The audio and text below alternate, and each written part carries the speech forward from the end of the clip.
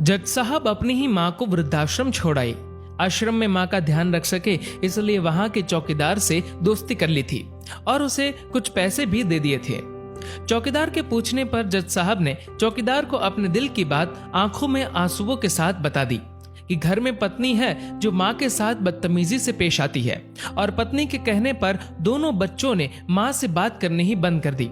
माँ को अकेलापन लगने लगा और इन सब वजहों से दिन भर रोती रहती थी, इसीलिए उसे आश्रम छोड़ने के लिए आ गए।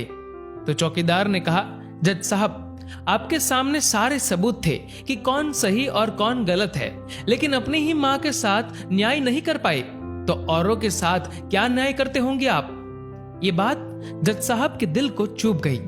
चौकीदार की इतनी सी बात का इतना असर हुआ कि 2 रात नींद नहीं आई, 2 दिन से खाना नहीं खाया और कोर्ट भी नहीं गए। ऐसा लग रहा था जैसे एक चौकीदार ने जज साहब की दुनिया हिला दी हो। तीसरे दिन जज साहब अपने रूम से बाहर आए। पत्नी और बच्चे खाना लेकर इसी इंतजार में खड़े थे कि जज साहब कब खाना खाएंगे। अभी जज साहब ने एक कागज पत्नी को और 2 अलग अलग कागज अपने बच्चों के हाथ में थमा दिए। कागज की एक लाइन पढ़ी तो पत्नी के हाथों में से थाली गिर गई। उस पर लिखा था कि मैं तुम्हें तलाक दे रहा हूं, और बच्चों से कहा, आज से मेरी सारी प्रॉपर्टी आप दोनों की, मुझे कुछ नहीं चाहिए। बच्चों ने उन्हें जबरदस्ती कुर्सी पर बिठाया, हाथ जोड़कर पैरों में गिरकर इन सब का कारण पूछा तो आंखों में आंसुओं के सैलाब के साथ जज साहब बोले कि मैं मेरी 65 वर्ष की माँ को आश्रम छोड़ के आया हूँ, अनजान लोगों के भरोसे छोड़ के आया हूँ, और आप सब कारण पूछ रहे हैं। हम लोगों को शर्म आनी चाहिए। रोज मेरे कोर्ट से आने के बाद माँ रोती थी कि बेटा प्लीज मुझे वृद्धाश्रम में शिफ्ट कर दो। आप में से किसी ने भी माँ से सीधे मुंह बात नहीं की, और ये भी भूल गए कि जिस जज को आज पूरा शहर सलाम करता है, उसी जज को बनाने में उस माँ का कितना बड़ा रोल है। कभी दूसरों के घरों में काम करने जाती तब भी मुझे अकेला ना छोड़ती थी। ऐसी भगवान समान माँ को मैंने आश्रम में छोड़ दिया, और वो भी ऐसे लोगों के भरोसे जिन्हें ये तक नहीं पता कि माँ को क्या बीमारियां है। खुद को कोसते हुए जज साहब कहते हैं, दूसरों पर फैसले सुनाने वाला आज मैं खुद हार गया।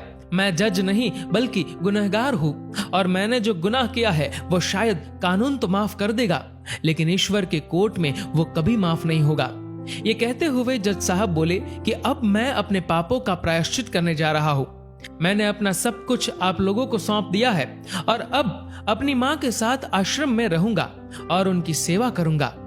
पत्नी से जज साहब ने कहा कि याद रखना, आज तुमने उस माँ को आश्रम भिजवाया, तुम भी एक माँ हो, कल तुम्हें भी कोई आश्रम भेजेगी, तब तुम्हें मेरे इन शब्दों का अर्थ सही मायने में समझ आएगा। ये बोलकर जज साहब आश्रम के लिए चल दिए। आधी रात को चौकीदार भी जज साहब को देखकर चौंक गया।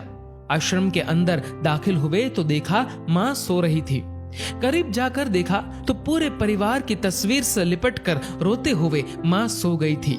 आश्रम का प्रशासन भी जाग गया, क्योंकि पीछे पीछे पत्नी और बच्चे भी आ गए थे। उन्हें यह एहसास हो गया था कि उन्होंने क्या पाप किया है। तभी आश्रम की एक कर्मचारी बोली, हम इन्हें आपको नहीं सौंप सकते, क्या पता कल आप इन्हें मार दो तो। ये सुनते ही जज साहब की पत्नी को दिल में बहुत दर्द हुआ।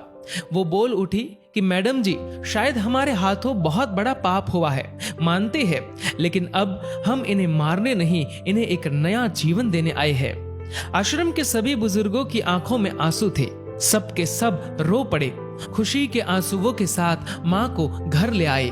लेकिन वही आश्रम में अनेक आंखें ऐसी थी जो किसी ना किसी का इंतजार कर रही थी।